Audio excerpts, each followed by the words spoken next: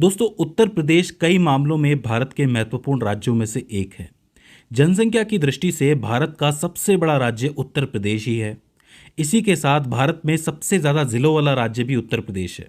यानी कि उत्तर प्रदेश में तकरीबन 75 ज़िले हैं और 18 संभाग बटे हुए हैं। प्रशासनिक संभाग जिसको आप डिवीज़न भी कहते हो, तो 18 डिवीज़न और 75 ज़िलों वाला राज्य है ये।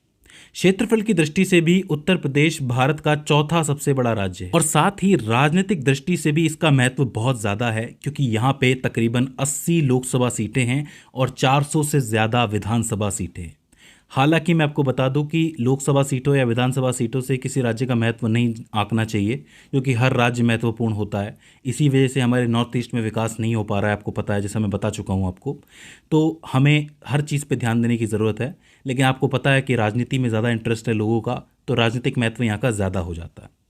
बात करें यहाँ की राजधानी की, तो देखो, उत्तर प्रदेश की विधायिक और प्रशासनिक राजधानी तो लखनऊ है, जो कि आधिकारिक रूप से मानी जाती है।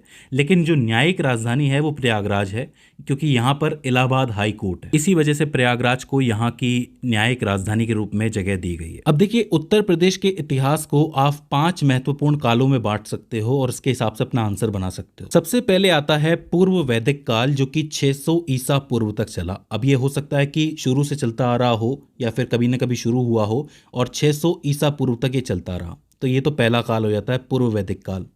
इसके बाद 600 ईसा पूर्व से 1200 ईस्वी तक, यानी कि 1200 एडी तक चला हिंदू बौद्ध काल, क्योंकि आपको पता है कि इस दौरान गौतम बुद्ध की जो टीचिंग है वो बहुत ज़्यादा फैली थी और उन्हें ज्ञान भी प्राप्त हुआ था। तो ये जो काल है हिंदू बौद्ध काल के नाम से जाना जाता है। इसके बाद तीसरा काल आता है 1200 ईस्वी से 1857 ईस्वी तक, जो कि मध्यकाल के नाम से फेमस है।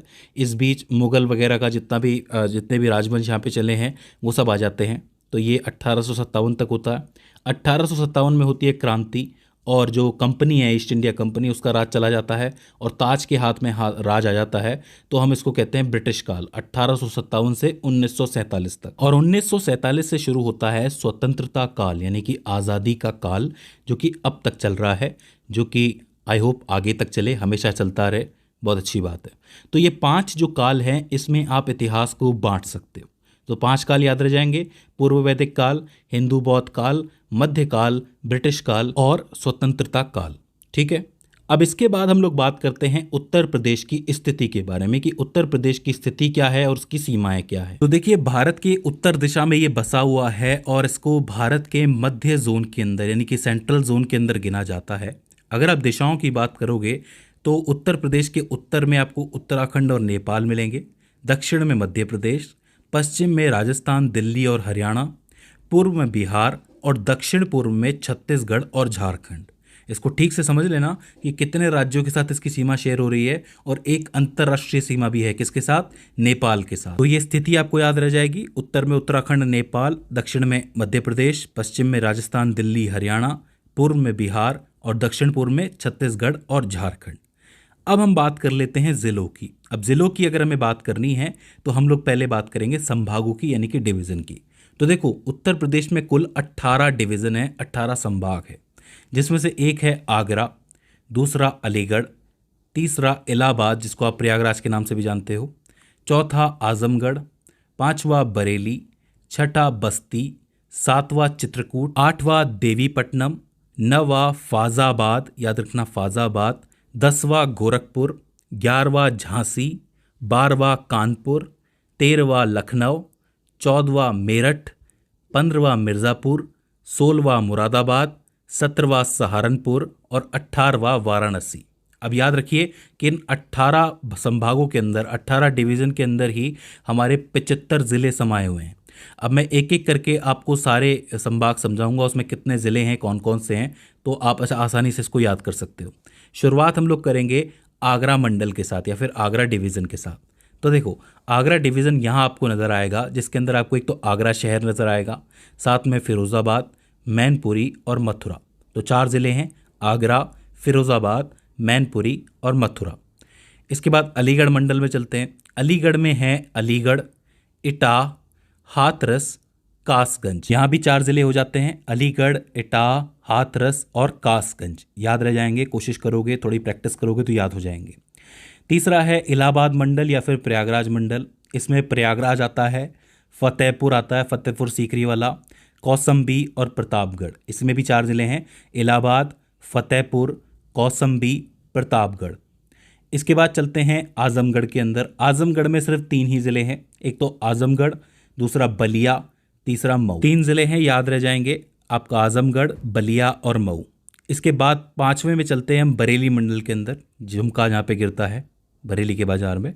यहाँ पे आता है आपका बदायूं, बरेली, पीलीभीत, शाहजहाँपुर। बदायूं, बरेली, पीलीभीत, शाहजहाँपुर। अब ये बदायूं को बदायूं भी कहते हैं कई लोग, तो कंफ्यूज बिल्कुल नहीं होना। इसके बाद आता है आपका बस्ती मंडल। बस्ती के अंदर एक तो बस्ती आता है, संत कबीर नगर, सिद्धार्थ नगर। बस्ती, संत कबीर नगर, सिद्धार्थ नगर। इसके बाद चलते हैं चित्रकूट मंडल के अंदर, चित्रकूट डिवीज़न के अंदर। यहाँ पे आपका आता है चित्रकूट, बांदा, हमीरपुर, महोबा। याद रह जाएगा, चित्रकूट, बांदा, हमीरपुर, महोबा।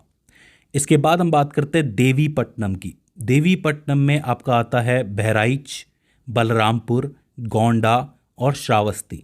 बहराइच, बलरामपुर, गोंडा, श्रावस्ती। देखो कुछ एक नाम ऐसे होते हैं जिनकी प्रैक्टिस आपको करनी पड़ेगी, जैसे बहराइच हो गया या श्रावस्ती हो गया, लेकिन प्रैक्टिस के बाद आपको याद हो जाएगा।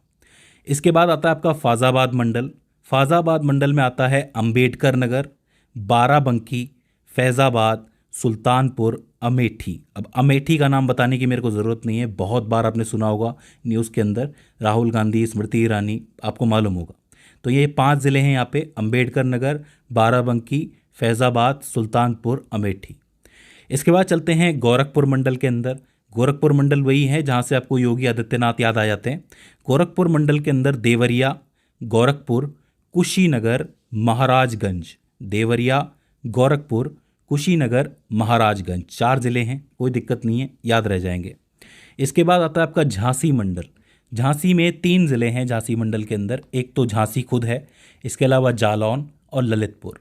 झांसी, जालौन, ललितपुर, याद करने में कोई दिक्कत नहीं है, आसान से नाम है। अब इसके बाद जो आपके 7 डिवीज़न बचे हुए हैं वो काफ़ी इंपॉर्टेंट है और उनके नाम भी ज़रूरी है, काफ़ी सारे हैं, तो याद रखना।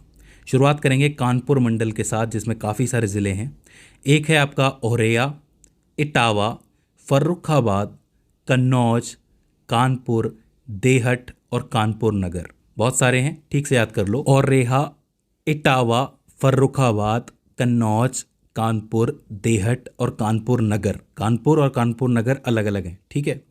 इसके बाद चलते हैं लखनऊ मंडल के अंदर। अब राजधानी आ जाती है लखनऊ में, एक तो आपका लखनऊ है ही, इसके अलावा हरदोई, लखीमपुर, खेड़ी, रायबरेली, सीतापुर, उन्नाव। अब इसके अंदर जो आपका रायबरेली है वो आपको याद होगा क्योंकि राहुल गांधी वहीं से जीते हैं इस बार, तो रायबरेली याद रहेगा। लखीमपुर खीरी का नाम भी काफ़ी बार आपने सुना होगा, तो लखीमपुर भी याद रह जाएगा। इसके बाद चलते हैं मेरठ मंडल के अंदर।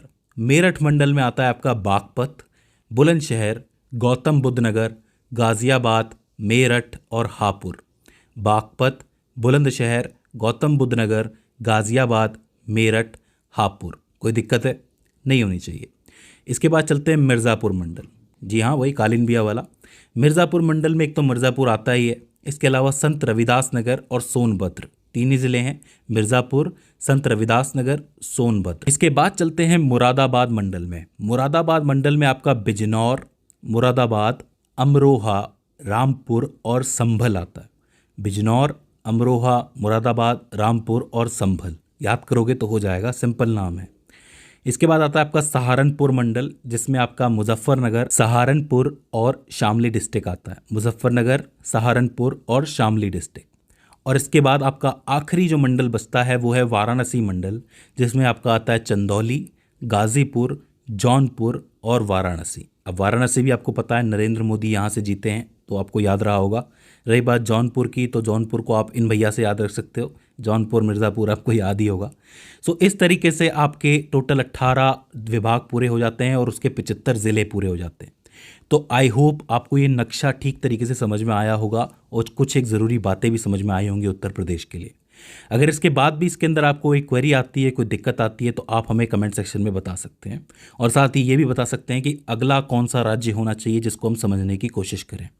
तो दोस्तों, आज की इस वीडियो में बस इतना ही। See you in the next one.